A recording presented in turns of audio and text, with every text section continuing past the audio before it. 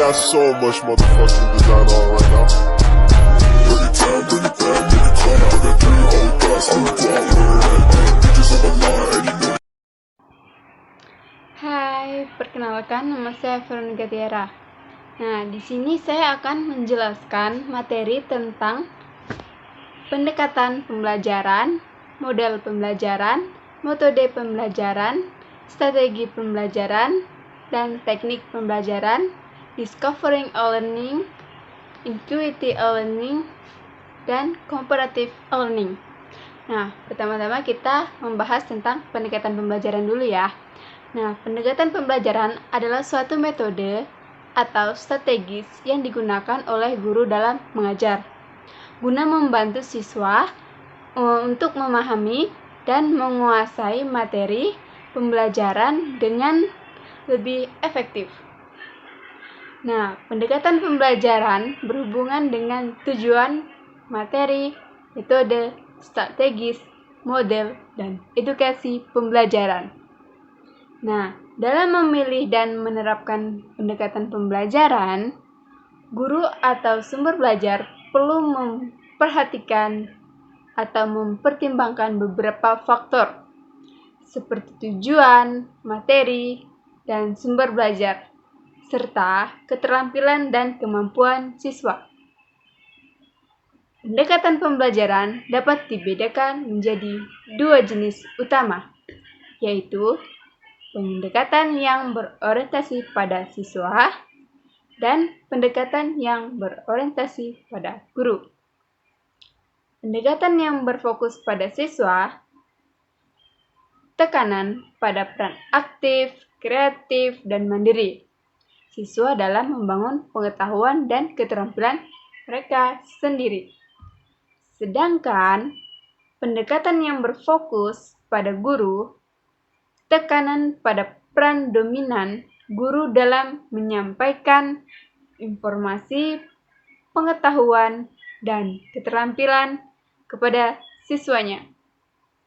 Nah, beberapa contoh pendekatan pembelajaran yang berorientasi pada siswa adalah: yang pertama, pendekatan konstruktif, pendekatan humanis, pendekatan kontekstual, pendekatan inquiry, pendekatan problem-based learning, dan lain-lain.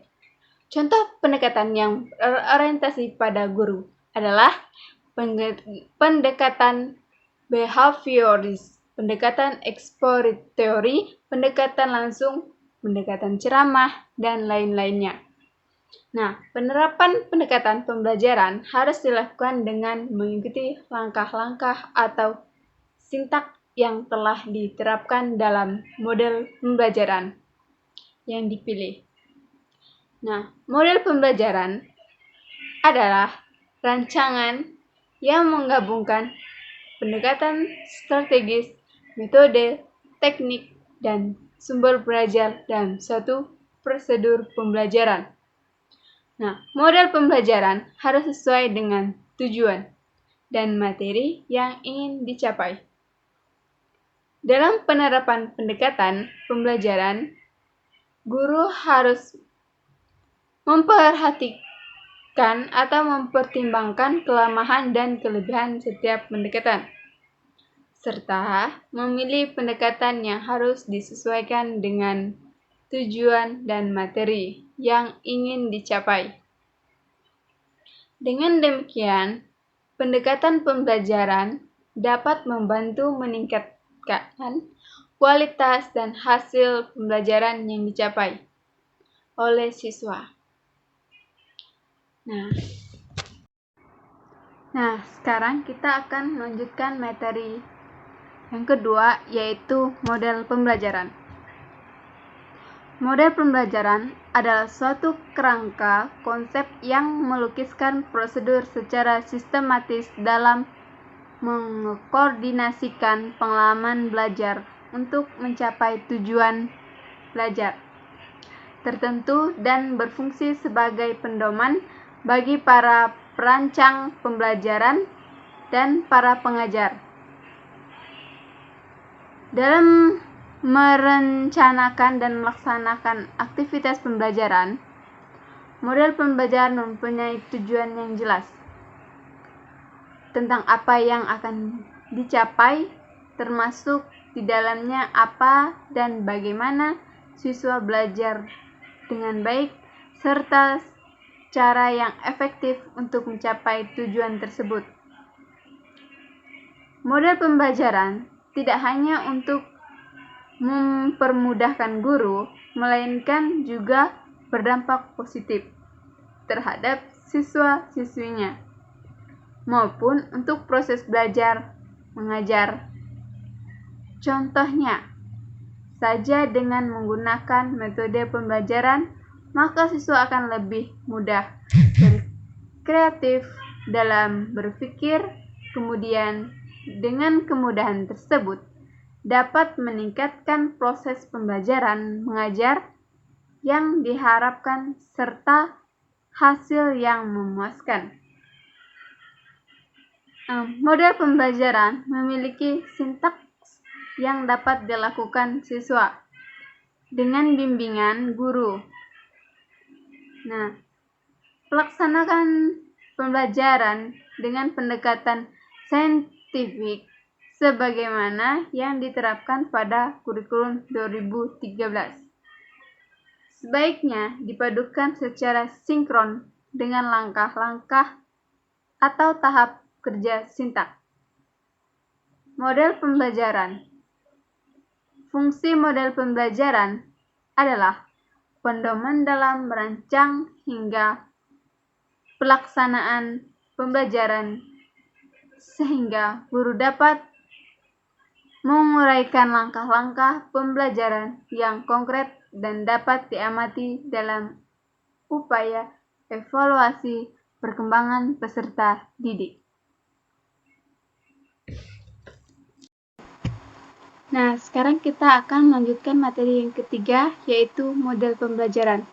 Model pembelajaran adalah proses sistematis dan aturan yang dilakukan oleh guru atau pendidik dalam menyampaikan materi kepada siswanya.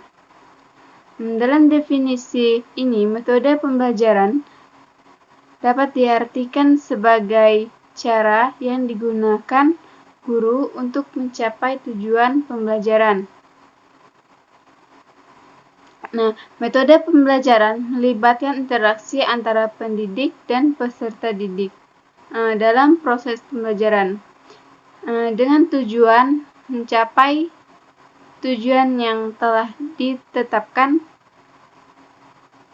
Guru perlu memahami dan mempelajari berbagai metode pembelajaran agar dapat menyampaikan materi dan pemahaman dengan baik oleh siswanya.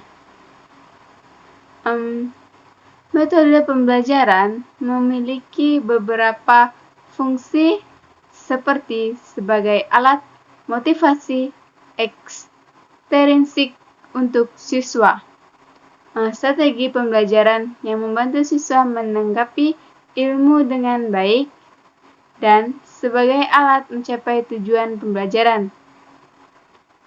Selain itu, metode pembelajaran juga mempunyai beberapa kelebihan, seperti mendorong siswa untuk lebih aktif dan kreatif dan bertanggung jawab dalam proses pembelajaran. Beberapa jenis metode pembelajaran yang umum digunakan adalah metode ceramah, metode diskusi, metode tanya jawab, metode pemaparan, dan metode latihan. Masing-masing metode memiliki beberapa cara yang runtuh dan dapat membantu siswa mengingatkan daya analisis serta berpikir kritis agar memahami masalah sejak awal sampai akhir.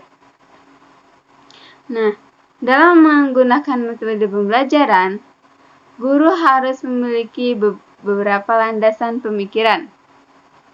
Mengapa mereka menggunakan metode tersebut? Prinsip pemakaian metode pembelajaran yang digunakan berfungsi untuk memberi penguatan terhadap apa yang mereka kerjakan, sehingga mereka mempunyai alasan yang kuat dan menggunakan metode tersebut. Metode yang dimiliki pendidik hendaknya merupakan metode yang tepat, tidak bertentangan dengan tujuan pembelajaran, dan dapat mencapai tujuan yang telah ditetapkan. Dalam sintesisnya, metode pembelajaran adalah cara yang digunakan guru untuk mencapai tujuan pembelajaran, melibatkan interaksi antara pendidik dan peserta didik, dan memiliki beberapa fungsi dan kelebihan yang dapat membantu siswa mencapai tujuan pembelajaran yang ditetapkan. Nah, sekarang kita memasuki materi yang keempat, yaitu strategi pembelajaran. Kalian tahu strategi pembelajaran itu apa? Nah, strategi pembelajaran adalah perancangan tentang rangkaian kegiatan yang dirancangkan dalam upaya mencapai tujuan pendidikan tertentu. Dalam hal ini, strategi pembelajaran menjadi kegiatan yang harus dikerjakan guru dan siswanya. Nah, strategi pembelajaran adalah aktivitas terancang yang dilakukan untuk mencapai tujuan pembelajaran dan tujuan penggunaan strategi pembelajaran adalah memudahkan guru dan siswa dalam mencapai tujuan pembelajaran yang telah ditentukan. Strategi pembelajaran dapat diartikan sebagai perancangan tentang rangkaian kegiatan yang dirancang dan dikreasikan guru agar mendapat menghidupkan kelas serta menggali potensi kemampuan siswa untuk mencapai tujuan pembelajarannya. Nah, sekarang kita akan lanjut materi yang ke-5, yaitu teknik pembelajaran. Nah, teknik pembelajaran adalah cara yang digunakan guru dalam proses pembelajaran untuk meningkatkan kemampuan siswa. Dalam konteks ini, teknik pembelajaran dapat berupa penggunaan media pembelajaran, teknologi pembelajaran tugas, atau pemberian tugas, penggunaan teknik bertanya, dan lainnya. Tujuan dari penggunaan teknik pembelajaran adalah untuk membantu siswa untuk memahami konsep pembelajaran yang lebih baik dan untuk meningkatkan motivasi belajar siswa mencapai tujuan pembelajaran yang telah ditetapkan.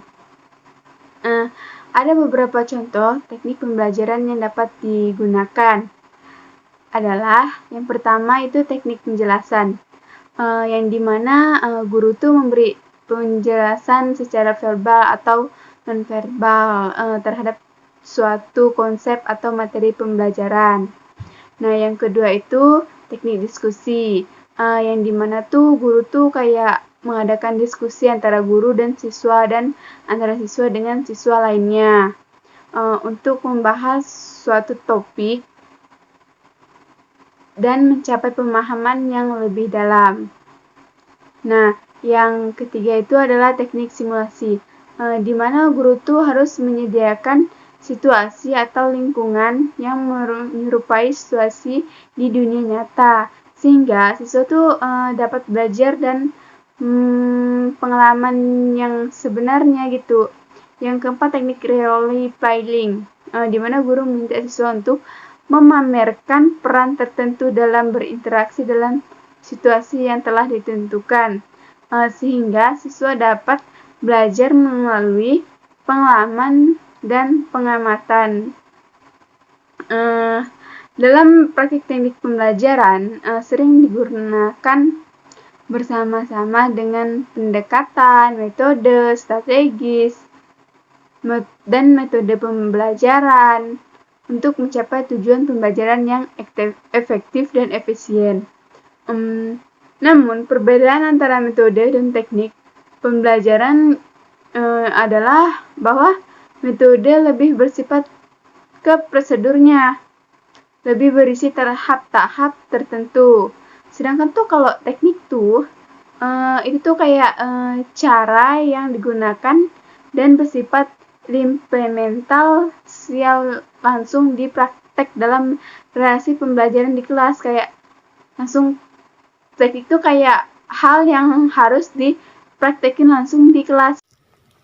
Nah, sekarang kita akan membahas materi yang ke-6, yaitu Discovering Learning. Discovering Learning merupakan model pembelajaran yang menekankan pada siswa untuk belajar, mencari dan menemukan sendiri suatu konsep atau prinsip yang ada pada bahan pembelajaran. Dalam aplikasi Discovering ini terdapat 6 sintak.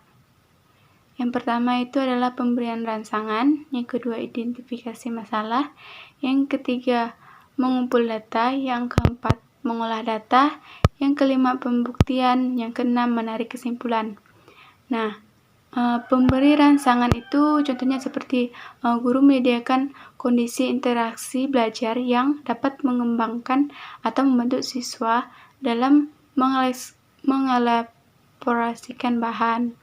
Kalau identitas masalah itu, guru memberikan kesempatan kepada siswa untuk mengidentifikasikan sebanyak mungkin apa agenda-agenda masalah yang relevan dengan bahan penjelasan berdasarkan hasil simulasi.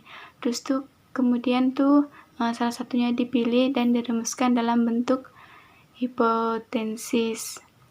Nah, yang ketiga itu pengumpulan data, yang dimana siswa diberikan kesempatan untuk mengumpulkan informasi sebanyak-banyaknya yang relevan untuk membuktikan benar atau tidaknya hipotesis tersebut.